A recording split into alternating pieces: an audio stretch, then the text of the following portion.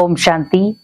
आज मनुष्य के अंदर बढ़ती हुई नकारात्मकता घर के माहौल को अशांत कर रही है। आज आप देखें, मनुष्य इतना नकारात्मक हो गया है कि वो अपने घर को एक नकारात्मक दिशा दे देता है।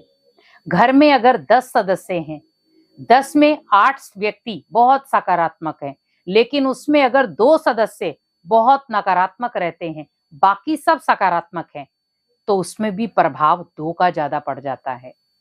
अगर वो 2 व्यक्ति भी नकारात्मक हैं, 8 व्यक्ति सकारात्मक हैं, तो सकारात्मक व्यक्तियों का पलड़ा कमजोर क्यों पड़ जाता है?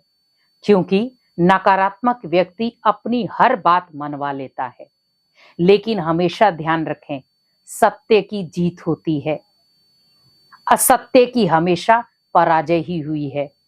इसीलिए 5 पांडव दिखाए, कौरव और यादव बहुत सारे दिखाए, लेकिन जीत 5 पांडवों की हुई, क्योंकि 5 पांडव सत्य के मार्ग पर चल रहे थे। इसीलिए हमेशा याद रखें, अगर आप सकारात्मक हैं तो आपको बहुत सारे कष्ट सहन करने पड़ेंगे, और वो कष्ट आप तभी सहन कर सकते हैं जब भगवान की ब्लेसिंग आपके साथ होगी। भगवान की ब्लेसिंग पाने के लिए आज मनुष्य क्या से क्या कर रहा है, क्योंकि भगवान की ब्लेसिंग एक ऐसी चीज है जो आप मनुष्य अगर एक बार पा लेंगे तो आप जीवन भर अपने जीवन को खुशियां दे सकते हैं। जीवन में खुशियां पाने के लिए आज हम कहां कहां जा रहे हैं, आप कितनी जगहों पर जा रहे हैं जीवन की खुशियां पाने के लिए, कितने लोगों से मिल रहे हैं खुशियां पाने के लिए, लेकिन फिर भी हमें खुशियां नहीं मिल रही। हम कई बार छोटे छोटे बच्चों से खुशियां ढूंढते हैं, कई बार हम अपनों को ढूंढते हैं कि कोई मिल जाए जो हमें खुशी दे, कोई मिल जाए जो अपनापन दे, कोई मिल जाए जो मेरी बातों को समझे, लेकिन नहीं मिल पाता।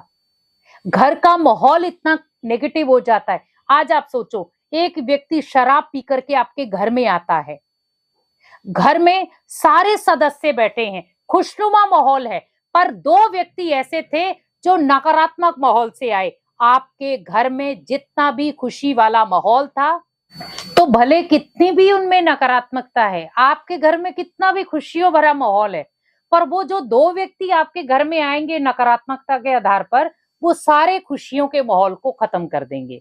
आपका टोटली सभी का ध्यान कहां चला जाएगा? उन 2 व्यक्तियों की तरफ। पर आपको ध्यान रखना है कि वो 2 व्यक्ति आपके घर की खुशियों को खत्म करने के लिए आए थे, लेकिन हम इतने पॉजिटिव हों कि हम उनको सकारात्मक दिशा दे पाएं। लेकिन हम करते क्या हैं? हम सकारात्मक दिशा नहीं दे पाते, लेकिन हम उनकी नेगेटिविटी में आ जाते और हम भी उनके साथ झगड़ा करना शुरू हो जाते हैं। बैलेंस कहां बिगड़ता है? वो झगड़ा करने ही आए थे और आप भी झगड़ा करना शुरू हो गए। हमें झगड़ा करना नहीं है, बढ़ाना नहीं है, उसको कम करना है।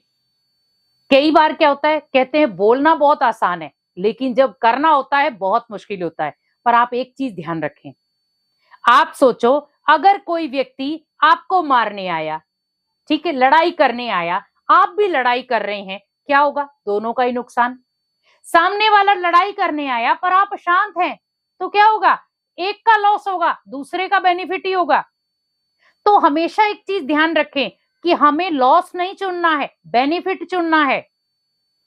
कहते हैं ना, व्यक्ति जब मौन में रहता है तो बहुत पॉजिटिव रहता है, लेकिन जब व्यक्ति बहुत ज्यादा बोलता है तो वो उतना ही अशांत होता है। कई व्यक्तियों की बोलने की आदत बहुत होती है, तो सामने वाला पक जाता है, अरे कब ये चुप करेगा। और कई बहुत शांत होते हैं, तो वो जब बोलते हैं तो लोग सुनने के लिए तरसते हैं, क्या बोलेगा ये। तो जीवन में हमें बोल बस उतने ही बोलने हैं जो जरूरी हो।